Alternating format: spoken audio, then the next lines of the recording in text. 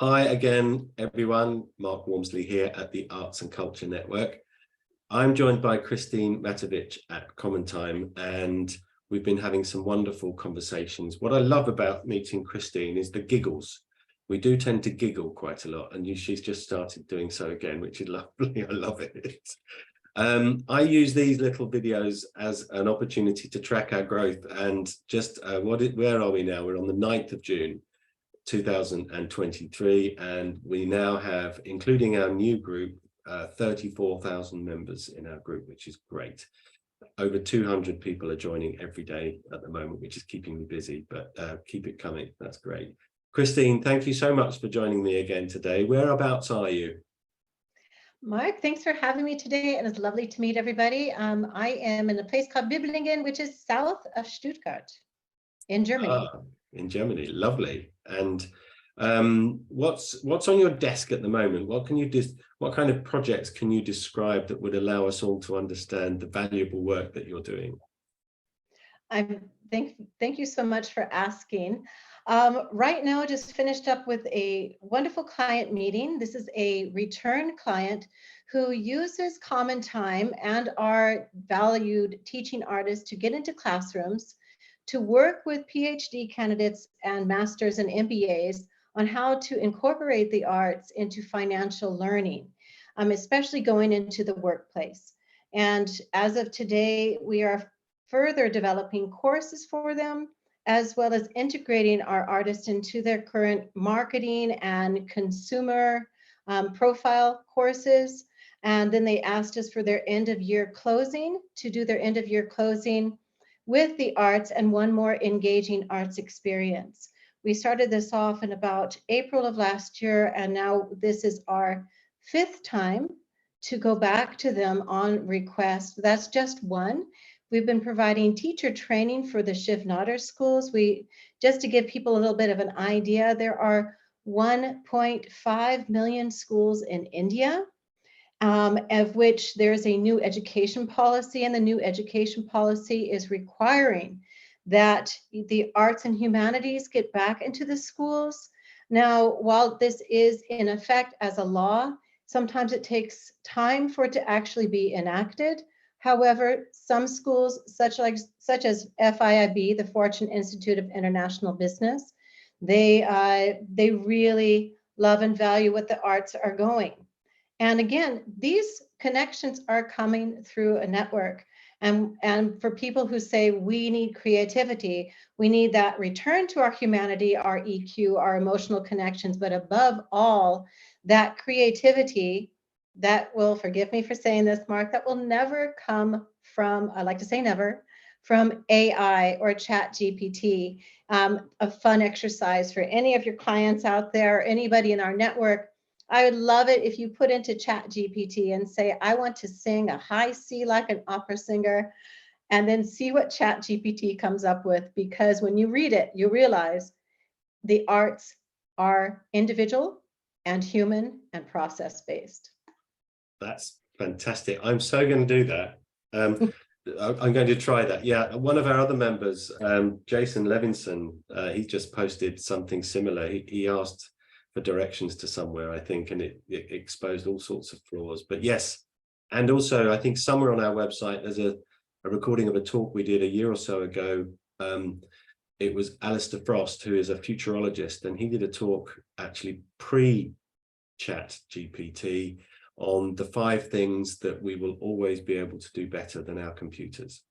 And that's lovely. One of them is Shoshan. I think we might have spoken about that last time. The Buddhist philosophy that you should approach a subject with the mind of a child if you want to accommodate all of the options. Experts are not good at choosing solutions because they have a preconception of what will work and what won't work.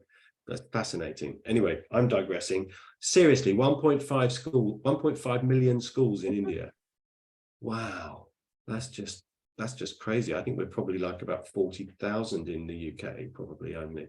Not sure, but yeah, and the US has 100 just in public schools alone. The US has about 100,000 public schools. So that's not including your private, your international schools, which is another demographic that we support. So is that a bit of a hint at what a champagne referral might look like? Because one of the things I try to establish when I'm meeting new members, and for the benefit of others who'd like to help, what does a champagne referral look like for CommonTime? Who would walk through the door and you'd go, oh, I've been dying to meet you because there is so much we can do together? Is that a person? Is that a type of organization? Is it a school? Is it an education authority? Is it a commercial enterprise? Tell me what the champagne referral would look like. That champagne referral always comes down to an individual who says, I believe in you. I believe in what you're doing. And that champagne referral, whether it's, I mean, I'll give you a champagne referral, could be a pottery maker in a village in Rajasthan that knows how to teach it, but has a network on their phone, their Android, to 10 other villages with an average population of 50,000 per village. Or it could be the head of ISS or ECIS or Shivnader. It could be that one person within the organization in the decision-making process that your networking means you know them or somebody has referred them that you have in common. They believe in what you do. In my case, it is connecting wonderful artists to learners, whether that's their schools or their institutions, for an excellent arts learning experience. So that champagne person could truly be a person sitting at a pottery wheel with a phone, or it could be the head of a corporation or a franchise who says, we need to up our game in the arts. Great, perfect. So it could be a minister for education, or yes. And whereabouts in the world do you prefer to work? We've currently delivered about, I think, 3,000 sessions in 128 countries. And that is with just this is through organic networking and marketing. And what we are hoping is why it's so lovely to be in this network is making more of these matchmaking connections through you, Mark. You're quite the matchmaker. And and being able to get them more in the world. Right now we are, while we are focused on our most biggest clienteles are coming out of India. I'd worked there for many years. We are seeing absolutely wonderful growth in Europe, and we see it, our next area of growth is going to be in Africa, followed by the US. So we are global. We are global. So the combination between our artists who speak whatever language they want, we are a global platform. We pride ourselves on mother tongue because you never know where the diaspora is going to be. I'm married to Punjabi, so I can say this idea of Vancouver being urban, suburban, and turban. So where are you hitting the diaspora? And how disconnected are they from their country?